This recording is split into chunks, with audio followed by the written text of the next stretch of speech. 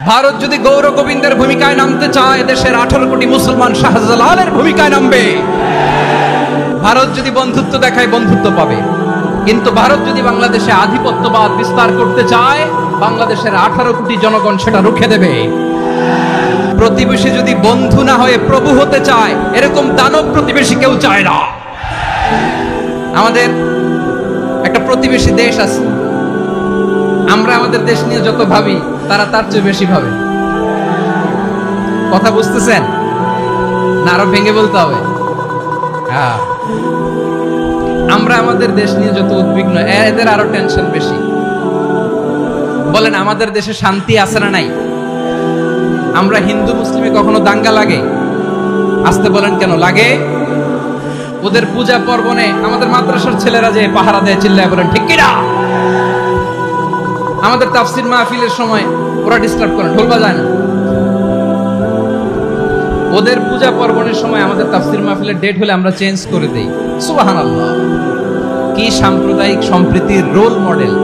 আর ওই বাংলাদেশের ব্যাপারে তারা অনেক ডিসইনফরমেশন ছড়াচ্ছিল। ভারতের অনেকগুলো গণমাধ্যম, আমি জেনারেলাইজ করব না, আমাদের প্রতিবেশী দেশের সব গণমাধ্যমকে আমি দোষ দিতে চাই না। অনেকগুলো গণমাধ্যম তারা ডিসইনফরমেশন শেয়ার করেছে। ডিসইনফরমেশন আর মিস ইনফরমেশনের পার্থক্য আছে। মিস ইনফরমেশন না জেনে ভুল বুঝে একটা মিথ্যা বা ভুল তথ্য ছড়িয়ে দেয়া, এটার ক্ষমা আছে, এটার কি আছে। আর ডিসইনফরমেশন মানে ইচ্ছা করে, প্ল্যান করে, ম্যাপ করে, ছক এঁকে মিথ্যা, গুজব, রটনা সোশ্যাল মিডিয়ায় ছড়ানো, এটার ক্ষমা আছে? আওয়াজ করে বলেন, ক্ষমা আছে? ভারতের কিছু গণমাধ্যম তাই করেছে। আমরা ব্যথিত হয়েছি, আমাদের হৃদয়ে রক্তক্ষরণ হয়েছে। আমাদের প্রতিবেশী দেশকে বলতে চাই, আমাদের দেশ নিয়ে আপনাদের ভাবার দরকার নাই। নিজের চরকায় তেল দেন, নিজের দেশ নিয়ে ভাবেন। গত মাসের ভয়েস অফ আমেরিকার রিপোর্ট, বাংলাদেশে সংখ্যালঘু জনগোষ্ঠী আগের চেয়ে বেশি নিরাপত্তা পাচ্ছে। Report voice of America, Muslim report নাকি? মুসলিম জরিপ, ভয়েস অফ আমেরিকা। কথা বুঝে নাই বোধহয়। ভয়েস অফ আমেরিকা কি আমাদের রিপোর্ট? না, ভয়েস অফ আমেরিকার জরিপ, বাংলাদেশের সংখ্যালঘু জনগোষ্ঠী আগের চেয়ে ভালো নিরাপত্তা পাচ্ছে। শুধু এখানেই শেষ না, মাইক্রোসফটের একটা জরিপ শোনায় আপনাদেরকে। তারা সারা পৃথিবীতে গুজব, ভুয়া আর মিথ্যা নিউজ ছড়ানোতে কোন দেশ সেরা একটা রিপোর্ট করেছে। এর মধ্যে 1 নম্বরে এসেছে ভারতের নাম। মাইক্রোসফট তো মুসলমানরা চালায় না? কথা বোঝে নাই বোধহয়।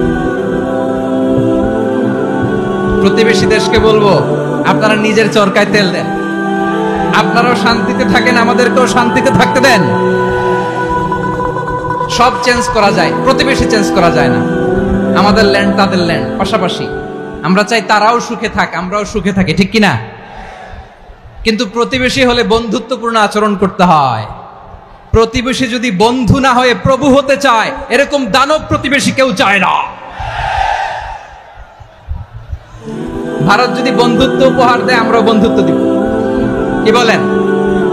তারা যদি বন্ধু সুলভ আচরণ করে, আমরাও বন্ধুত্ব উপহার দেব। কারণ আমাদের পররাষ্ট্র নীতি হচ্ছে সবার সাথে বন্ধুত্ব, কারোর সাথে বৈরিতা নয়। আলহামদুলিল্লাহ বলেন, কত চমৎকার পলিসি আমাদের। আমরা নির্বিবাদী, আমরা বাংলাদেশিরা শান্তিকামী। We are proud of that. এজন্য আমরা গর্ববোধ করি। আমাদের পররাষ্ট্র নীতি সবার সাথে বন্ধুত্ব, কারোর সাথে শত্রুতা নয়। তাই প্রতিবেশী দেশকে বলবো, আমার ভাইয়েরা, আপনারাও আমাদের ভাই। বন্ধুত্ব দিলে বন্ধুত্ব পাবেন। বন্ধুত্ব ইজ ওয়েলকাম, দাদাগিরি নয়। বন্ধুত্ব ওয়েলকাম, দাদাগিরি নয়। Loud and clear. ভারত যদি বন্ধুত্ব দেখায়, বন্ধুত্ব পাবে। কিন্তু ভারত যদি বাংলাদেশে আধিপত্যবাদ বিস্তার করতে চায়, বাংলাদেশের 18 কোটি জনগণ সেটা রুখে দেবে। ভারত যদি গৌর গোবিন্দের ভূমিকায় নামতে চায়, দেশের 18 কোটি মুসলমান শাহজালালের ভূমিকায় নামবে। প্রিয় ভাইয়েরা, আমরা বন্ধুত্বে বিশ্বাসী, শত্রুতায় নই, ঠিক কিনা বলেন? আল্লাহ আমাদেরকে বোঝার তৌফিক দান করুন। তাহলে এই যে তারা বলেছে এদেশে সংখ্যালঘুরা কষ্টে আছে, দুঃখে আছে, এটা কি ঠিক? বলেন, এটা কি ঠিক? না, তারা ডিসইনফরমেশন শেয়ার করেছে, এটা ঠিক নয়। আমার প্রতিবেশী বন্ধু রাষ্ট্রকে বলবো, আপনারা এটা করবেন না। এটা করবেন না। আমরা শান্তিতে আছি, আপনারাও শান্তিতে থাকেন, আমাদেরকেও শান্তিতে থাকতে দেন। এই যে চিটাগাংয়ের অ্যাডভোকেট আলিফ হত্যাকাণ্ডে গোটা বাংলাদেশ আমরা ধৈর্যের পরাকাষ্ঠা দেখিয়েছি, চিল্লায় বলেন ঠিক কিনা? আমাদের নেতা আমাদেরকে ডেকেছে, আমরা শান্ত থেকেছি। আমরা শান্ত থাকতে চাই, আমরা ঐক্যবদ্ধ থাকতে চাই। যে কোনো ষড়যন্ত্র রুখে দেওয়ার জন্য ঐক্যবদ্ধ প্রচেষ্টার কোনো বিকল্প নেই। তাই আজকের আলোচনার ছোট্ট একটা টপিক আমি শিরোনাম ঠিক করেছি, আমাদের জীবনে, সমাজ জীবনে, ধর্মীয় জীবনে, রাষ্ট্রীয় জীবনে ঐক্যবদ্ধ থাকার গুরুত্ব। এবার আওয়াজ করে পেকুয়ার ভাইয়েরা বলেন, আমরা ঐক্যবদ্ধ জীবনযাপন করতে চাই কি চাই না? আল্লাহ তাআলা সে নির্দেশনাই দিচ্ছেন। আল্লাহ তাআলা ইরশাদ করছেন, ওয়া'তাসিমু বিহাবলিল্লাহি জামিআন ওয়া লা তাফাররাকু ওয়াযকুরু নি'মাতাল্লাহি আলাইকুম إذ كنتم أعداء فألف بين قلوبكم فأصبحتم بنعمته إخوانا وكنتم على شفا حفرة من النار فأنقذكم منها كذلك يبين الله لكم آياته لعلكم تهتدون الله أكبر পড়েন। আল্লাহ বললেন, ও গোলামেরা শোনো, ওয়া'তাসিমু বিহাবলিল্লাহি জামিআ, ও আমার গোলামেরা সবাই মিলে আল্লাহর রশিকে আঁকড়ে ধরো। আল্লাহর রশি হলো ইসলাম, আল্লাহর রশি হলো কোরআন। আল্লাহ বললেন কোরআনকে আঁকড়ে ধরো, ইসলামকে আঁকড়ে ধরো। একা একা আঁকড়ে ধরলে চলবে না, জামিআ সবাই মিলে আঁকড়ে ধরো। এই আদেশটা আমাদের জন্য দান করেছেন কে? আল্লাহ তাআলার নির্দেশ, ওয়া'তাসিমু বিহাবলিল্লাহি জামিআ,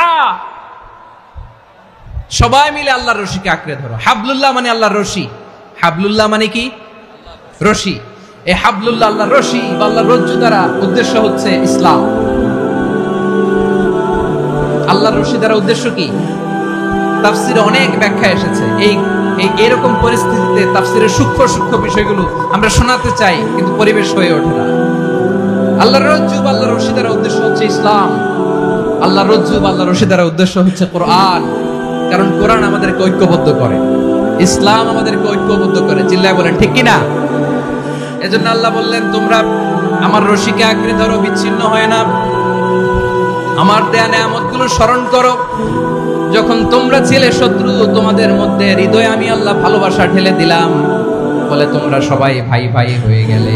তোমরা সবাই ছিলে জাহান্নামের কিনারায়, জ্বলন্ত অগ্নিকাণ্ডের পাশে।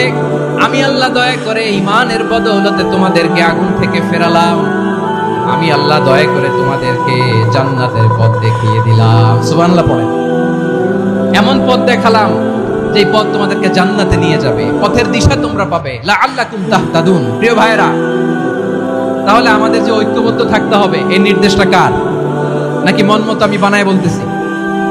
আওয়াজ করে বলুন, নির্দেশটা কার? আল্লাহ।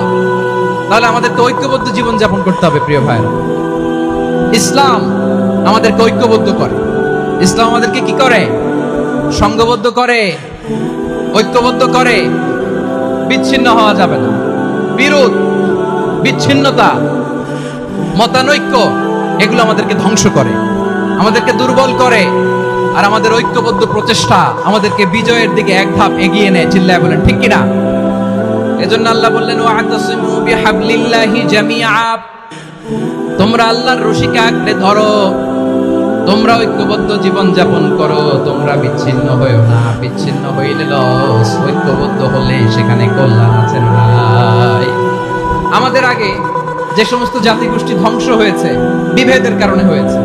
বিশ্বনবী বলেন, বুখারীর বর্ণনা, ফাইন্নামা আহলাকাল্লাযীনা মিন ক্বাবলিকুম কাসরাতু মাসাইলিহিম ওয়া ইখতিলাফুহুম আলা আমবিয়াইহিম। তোমাদের আগে ইহুদি নাসারারা যারা ধ্বংস হয়েছে, আমার গজবে উপনীত হয়েছে, দুইটা কারণ ছিল।